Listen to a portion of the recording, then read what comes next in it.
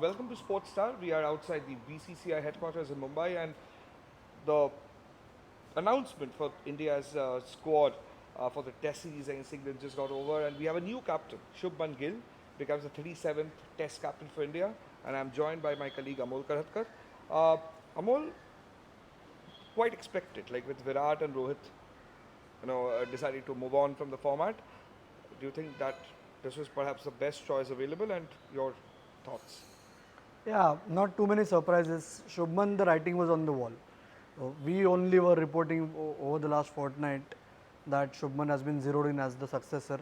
And let me just remind everyone that the fact that Shubman has been zeroed in on by the group that observes around 25-30 India cricketers on a regular basis. If they feel he is the right guy to lend stability, it is premature to question that decision. Okay, I am not at all saying support them and all that jazz. We are not cut out for it. We are not here to support anyone. The whole point is let us give Shubman Gill some time to get adjusted to being India's Test captain. It's not an easy task, especially to lead a transitioning team, to take over a team that has been down in the dumps in the recent past. So, for him to turn the tide, obviously he'll have to lead from the front when it comes to his primary role, that is batting. It will be interesting to see where he bats, because we still don't have clarity over the top 4 batting positions. Number 4, the suspense still continues. Even the chief selector Ajit Agarkar kept mum on the issue. But Amol, the major question here is, given the fact that it's a 5-match Test series, do you think that somewhere down the line, inexperience, like the stability that a Rohit or a Virat had over the years, you don't have a Mohammad Shami for that matter this time around, and like Chief Selector Ajit Agarkar said that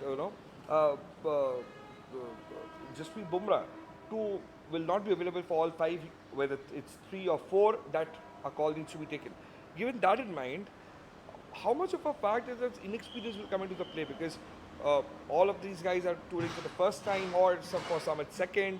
Like, what do you make of it? Look, I feel Australia was the beginning of this, right?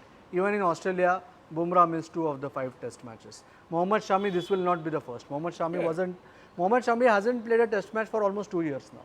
So, Indian team has acclimatized itself without Mohammad Shami, right?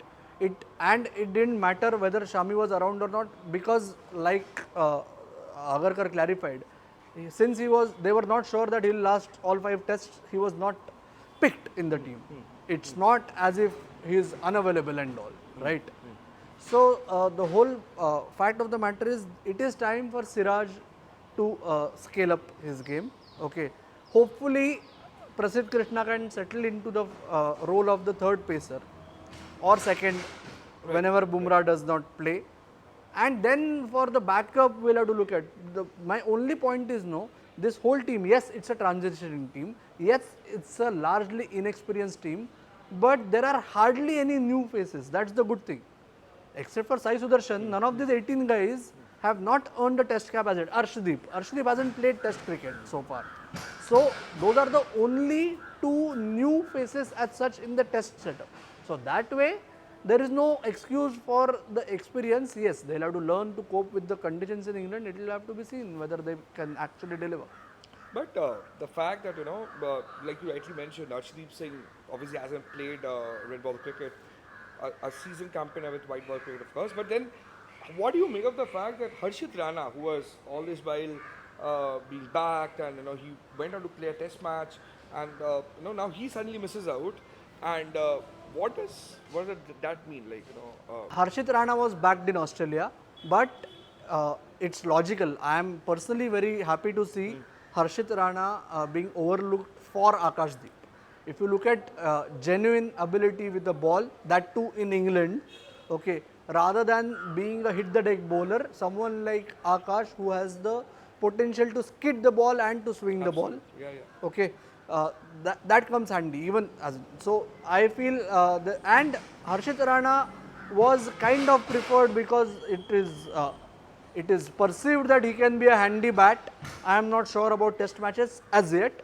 So when you have a Nitish and a Shardul preferred over him in that sort of a role, then I don't think there was no place. For me, it was going to be Akashdeep slash Harshit Rana and Mohammad Shami slash Arshdeep Singh.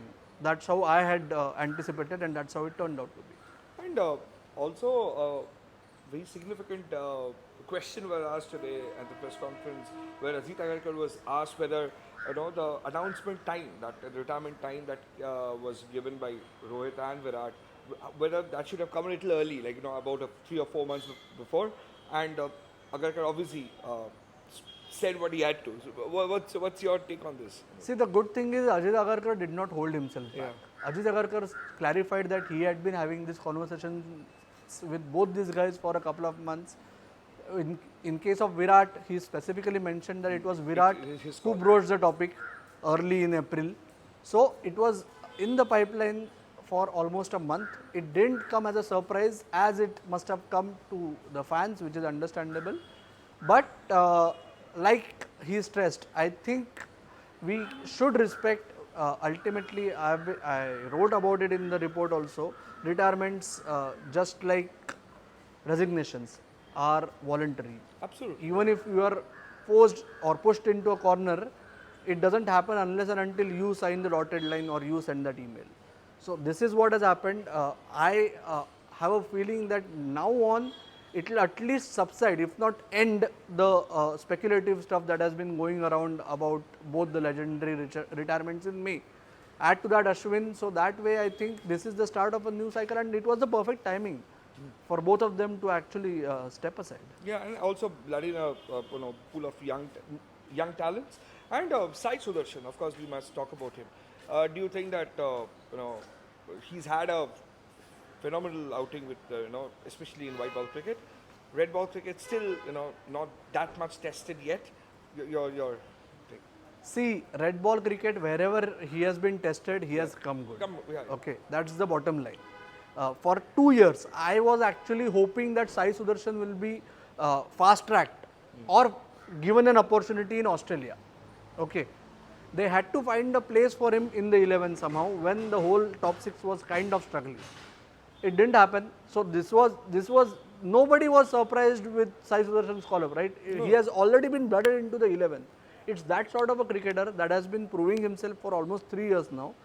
There had been a couple of short injury layoffs for him, but Sai Sudarshan on song can be handy. See, some of us or some of the fans might feel that he doesn't look good. Looking good is not the criteria. Whether he is effective or not is what matters, and Sai Sudarshan's class has been stamped in every format that he has played so far.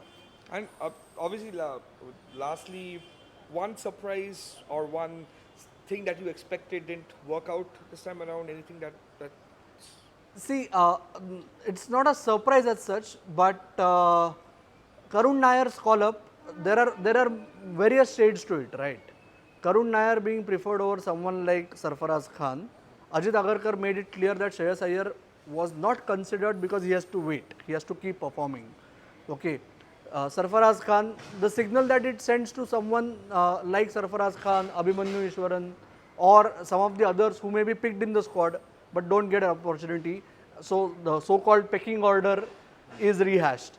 But Karun Nair's selection is also a great signal to hundreds of domestic stalwarts who keep performing. And Karun Nair is a great story, a great comeback story. Karun Nair was written off by one and all, and those who actually look down on domestic cricket, that who cares about domestic cricket, for them it's a great wake-up call.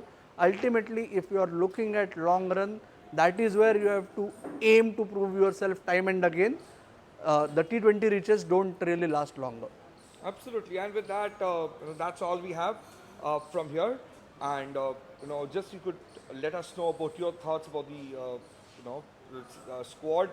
Would you have wanted somebody else to be there? Any surprises? That do let us know, and keep watching Sportstar.